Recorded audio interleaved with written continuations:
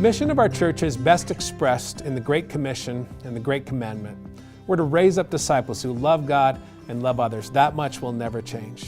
But these days, increasingly, our sense of vision is centering in on 5 critical convictions. I want to share these with you and then invite you into the dialogue and invite you to pray about the implications of these convictions as we seek God's leading in this next era of ministry. The first conviction has to do with our biblical call to make disciples, specifically making disciples who make disciples. We have to do a much better job at following a defined discipleship pathway, and we believe this is coming to fruition in something called a school of discipleship. As we raise up more and more believers who follow Christ passionately, they'll make a profound difference locally, but also in other churches, other communities, other ministries all throughout the world. And we'll celebrate that. We'll celebrate being a sending church. Secondly, there's a growing conviction about what it means to live in grace. Our world is changing rapidly, and we need to extend the love of Jesus to anyone and everyone.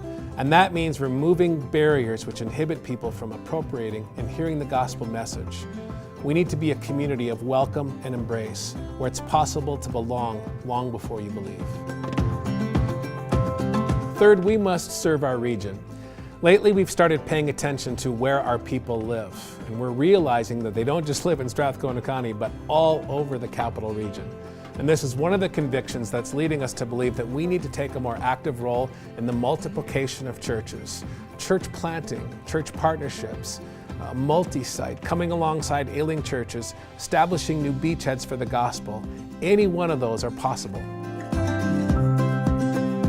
Fourth, we must be creative about how and where we proclaim the gospel. We learned a lot last year from our experiences at Comic-Con and the Adult Expo. We must winsomely and creatively take the gospel to places where the church rarely shows up. And finally, we believe that now is the time to renew the church and school facilities that God has provided us. This physical space, these buildings are the hub from which most of our ministry activity originates. And now the opportunity exists to renew them and to prepare them for the next era of ministry. These are the 5 convictions that your elder board, your staff leaders, and myself are all grappling with. And I invite you in. Please pray into these with us. Think through the implications. And let's believe together that God will use these convictions to build His kingdom and grow His church.